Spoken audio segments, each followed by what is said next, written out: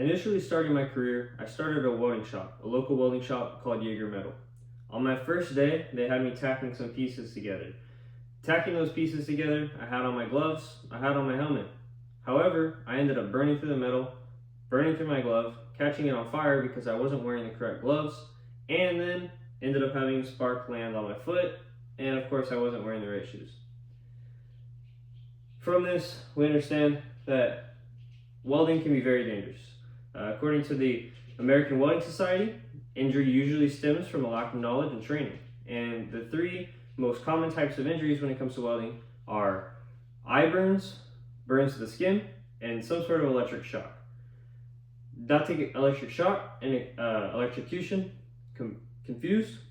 Electric shock is a shock. Electrocution ends in death. Two very different things. So just remember that.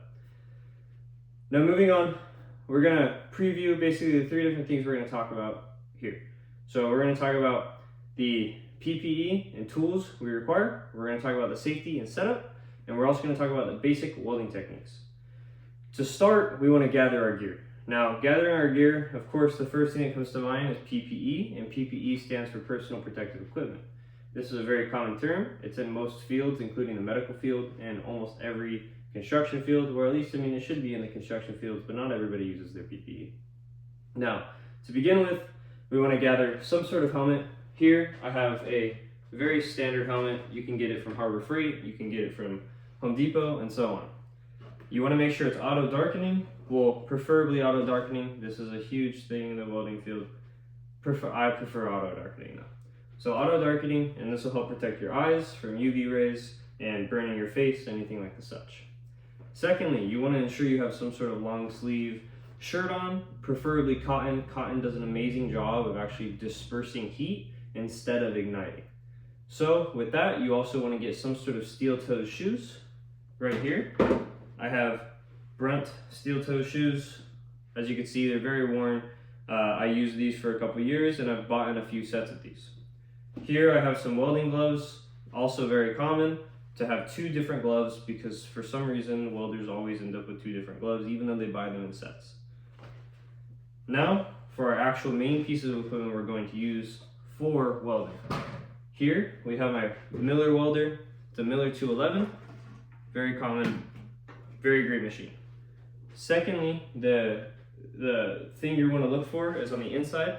On the inside of these welders, you have your spool. The spool is the wire you use, and for this you want to ensure that you're using 0.03 inch spool. It's just this wire and it rolls up right here. Moving on, you want to make sure you have some sort of wire brush or grinder to clean the material.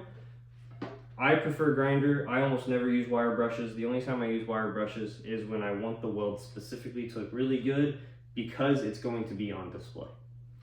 Okay, now that you're geared up safely, we're going to move on to the setup of your machine.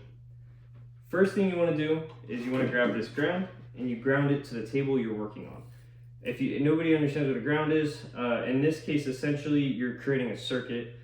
Whereas usually a ground, you're grounding to the floor so that if power does go through you, some sort of AC type of electricity, then it'll flow to the ground, it'll disperse there because electricity takes the least resistant path.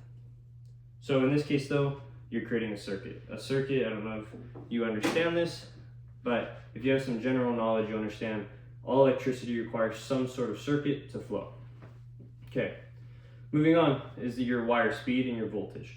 Almost every machine has a chart on the inside of the door, right here, where you can actually read for different size material, for different materials, which welding speed you want to be welding at, and as well as the voltage. And you can adjust the welding speed and voltage right here. Speed, voltage. The next thing, and this is actually majorly important, but a lot of people don't understand this, especially beginners. On the inside of here, when you set up your wire, you also have this tension knob you have to screw in to make sure there's enough tension on the wire to make sure you're consistently getting the same speeds. Secondly, you want to feed the wire all the way through this gun, as you can see here. We have this gun right here, and essentially you want it sticking out right out of the front. Now, of course, this just unplugged. Let me plug it back in. Turning on. It rolls right out of the top. I'm not sure if you can see it, but it's right there. We'll get further into this in a moment. Now, once you've fed your wire through your machine, it's sticking out and ready to go. Next, we're going to prep the surface. Prepping the surface, you could do this in many ways. If you need a really, really clean weld, I recommend grinding and acetoning the surface. Acetone is pretty simple. It's just a chemical and it does an amazing job of cleaning. It also disperses very quickly. You want to clean because there's this thing called porosity in welding where you'll get air bubbles inside your weld and it'll completely ruin the integrity of your weld. Now, are you ready? We're going to move on to the welding technique. With all this, you should have everything you need to get started. Here, the first thing we're going to talk about is the gun. The way you hold the gun is extremely important, but before we even get into holding the gun, you're going to want this set of pliers or some sort of set of pliers, because you always want your wire to be approximately 3/8 to 1/2 an inch sticking out of the front of your nozzle. It should be pretty short because you always want to keep this part of the nozzle extremely close to where you're welding. This is where the gas comes out of. This is what creates the protective area for the arc reaction to happen. Putting this back on. Now when you're actually holding the gun, first of all, you want to hold it at a 10 to 15 degree angle. Of course, this is going to vary depending on what angle you can actually hold it at. Secondly though, and this isn't included in my outline, but secondly, I always recommend, if you can, to hold your other arm like this.